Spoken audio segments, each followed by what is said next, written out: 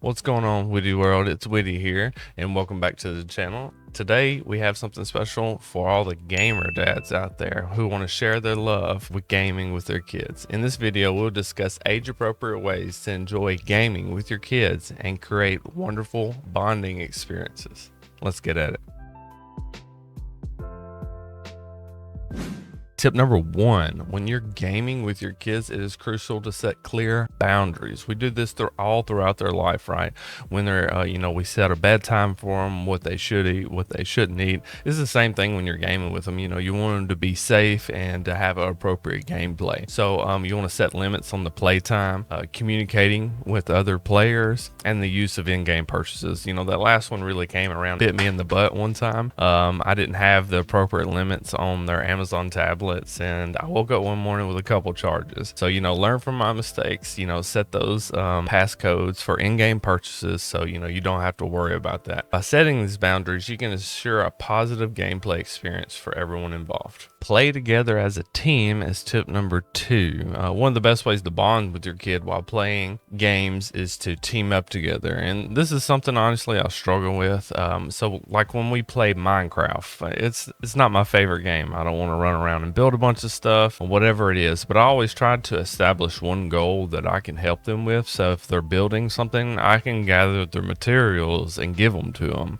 That's just one thing that we can add as a team, but I can still end up doing or creating something on my own and not interfering with each other. But it also allows us to team up on something, to form a squad, to work as a team, to achieve objectives. It doesn't have to be the whole game, or you can come up with creative ways like this. This not only encourages teamwork, but also creates opportunities to communicate, strategize, and learn together. It's a fantastic way to strengthen your bond with your kids while having fun. Tip number three is adjust the difficulty level. We in my home, I have anywhere from 4 to 13-year-olds. So to get them comfortable when they're really that young, take Minecraft for one. You can turn it on peaceful, for the really young kids, because there's nothing, you want to hear than the shrill of your kid not being able to do something because somebody keeps attacking them and they are unsure how to, get away from that. So you put them in their own world, turn it on peaceful so they can enjoy exploring. They'll learn the mechanics of the video game, and then as they progress, then you can change it and put it out on different levels, or they can even go into their brother's worlds where it's a little bit harder, and you can adjust that to different games as well. Most games have a setting.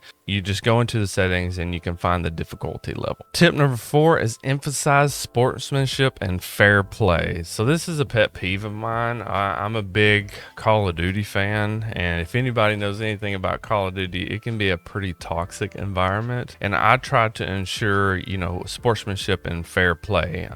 You wouldn't go out and say the things that you've heard on those kind of video games when you're playing a game of basketball with somebody, face to face. So I try to think of the same thing, and I try to teach these things to my kid, teaching them the importance of a good sportsmanship, such as treating opponents with respect and accepting defeat graciously and celebrating victories humbly. This is something that I don't see a lot of, and I think it can transfer over into life when they're playing these games, and then they win over their brothers or something, and they can have a lot of fun still doing it. Installing these values will help them develop a positive attitude towards gaming and life in general. Tip number five is take breaks and discuss a game, and this is another big one for me. I like to encourage people, drink water, stand up from wherever you're at. If you're in the living room playing your game, if you're at your computer, you usually have breaks in there loading the screens. You can just stand up and do a quick hamstring stretch, and these things will help you the next day, I assure you, especially after you hit your 30s like me. It also gives the opportunity to discuss the game with your kids. If you're playing with them,